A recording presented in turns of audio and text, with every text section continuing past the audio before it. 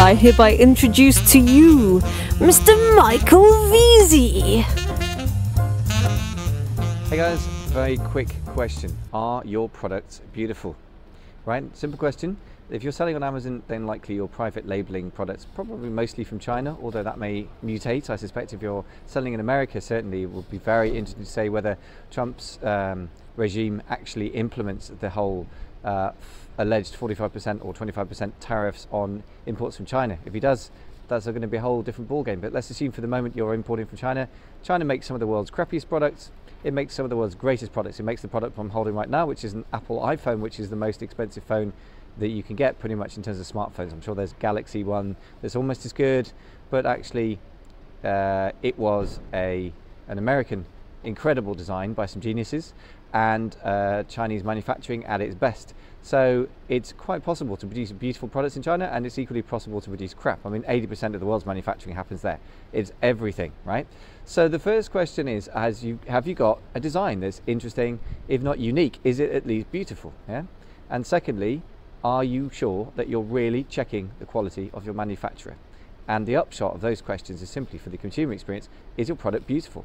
Does it work beautifully? Is it reliable? Is it amazing? Now, the reason I'm inspired by this is I'm in the city of London today. I'm just surrounded by beautiful buildings. I've got one behind me, which was originally a school for choir boys, is now actually a youth hostel. So if you want to stay in London and the city, and you're young and you want to save money, this is somewhere you might consider coming. But the point is, it's just a building, but they made so many details, so taking so much care over the detail that it's just immediately striking, and when you look at it in detail, it's magical as well.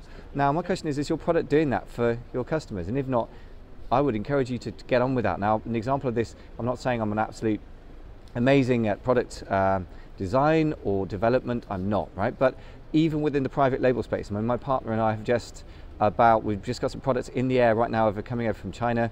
Very exciting because we ordered I think samples from 6 suppliers. From some suppliers we had 6, 7, 8 samples, and we really took the trouble. We reviewed 60 suppliers, which is probably excessive. I'm not suggesting you do that. We had 60 email conversations going at one point.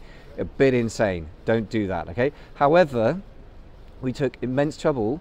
We checked out suppliers if they were dodgy, if their prices suddenly came tumbling down from $15 a unit to $3, if they didn't have solid business credentials, then we would reject them. Now, we've got a whole sophisticated process, and I can go through some of that if it really interests you, in how to check out a supplier thoroughly. But I mean, one of the simple things is get a sample. Now, check through different product photos on Alibaba or wherever, but also get outside of Alibaba, do some Googling, go and find some interesting samples in real life, go and order stuff from your rivals, whatever you need to do to get a vision of what would be your perfect product.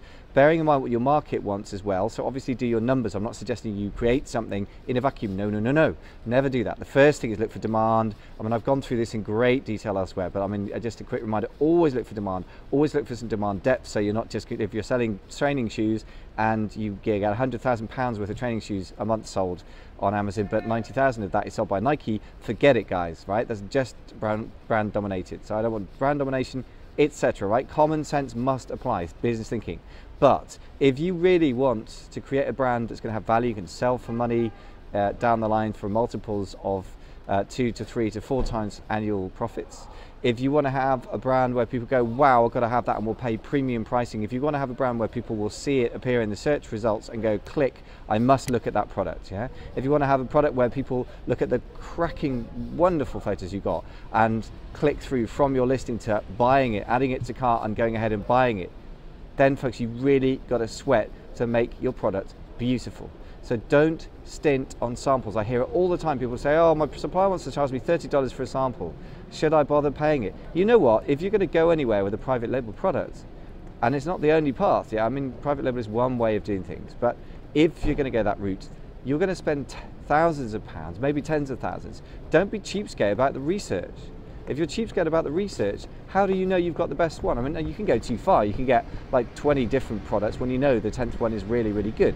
I mean, search until you have found something that matches your vision at an affordable price point. But don't be cheapskate about getting samples in. If you can't afford to do the sampling process properly, I don't think you can afford to do private label properly, because generic Me Too products are now absolutely on price competition, above all in the USA, because there's now almost a direct line from Chinese sellers to the US Amazon site. Now, okay, there may be barriers put in the way. Also, there is still room for those who really understand marketing and really understand the target audience. But the room, guys, is not mass-producing cheap crap, which the Chinese are genius at doing. It's been the Apple iPhone of your category. You know, in other words, they are still manufactured in China, but the design is fantastic and the quality control is rigorous, right?